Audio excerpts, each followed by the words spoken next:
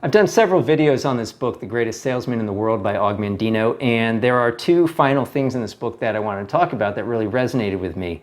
And quickly, the book is a fable about a man who wants to become the greatest salesman in the world. And really, it's a collection of principles of how to conduct yourself, how to put yourself in a healthy and optimistic frame of mind, how to treat other people. And at one point, the author writes, "One step at a time is not too difficult." And the context is, this fable about the salesman. Well, in sales, as he tries to develop his skill as a salesman, he will come across many very difficult obstacles, mostly in the form of people who don't want to buy whatever it is that he's trying to sell. And, this really spoke to me in terms of if we can develop the skill to break these things down into enough small hurdles, it makes it much easier to get over any individual hurdle, like where each individual step is not too difficult. And actually, I was thinking about a couple of examples. One was Pride and Prejudice by Jane Austen and All the Light We Cannot See by Anthony Doerr. Both of these are really good books, of course.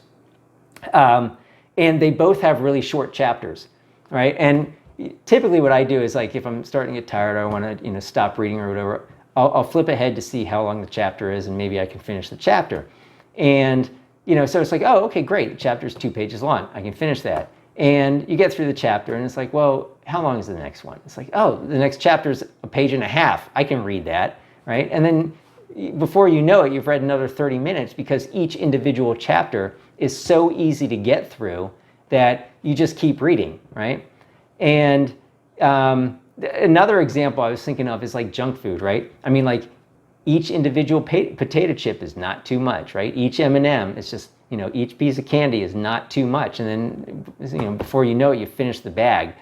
And so we're often on the passive, like, receiving end of, this principle of one step at a time is not too much.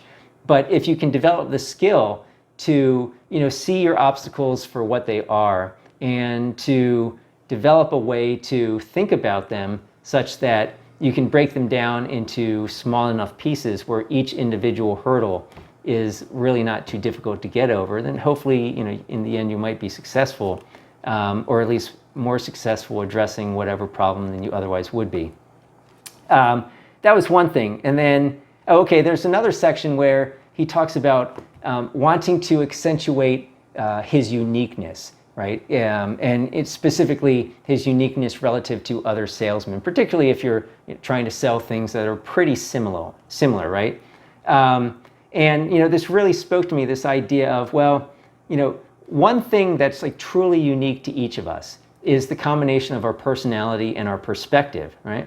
And if you can figure out a way to infuse what you do with this combination, well then, whatever interaction you have with other people and, whatever it is that you're doing will have an aspect that will be unique to you. And I was thinking, two ways that you can really, regardless of whatever it is that you're doing, where you can really infuse your approach with your personality is, one, just in your bearing and conduct, right? Like how you carry yourself, how you conduct yourself, how you treat other people. And that's like, regardless of whatever it is that you're doing. You can really demonstrate, what's most meaningful to you, and you can really bring out your personality in a way that, applies to anything.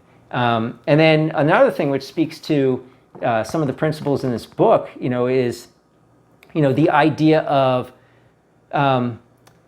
approaching your relationships with other people in whatever it is that you're doing from like a source of love and wanting to, share with them something that's meaningful to you. Because if you can do this, if you can figure out, something about whatever it is that you're doing that, not necessarily have to love it, but, something that's meaningful to you, well, then you can express that thing.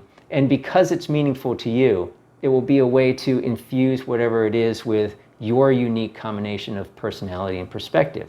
So anyway, these were the last two things in this book that I wanted to talk about. They really spoke to me. I hope it helps. Have a great day. I'll see you in the next video.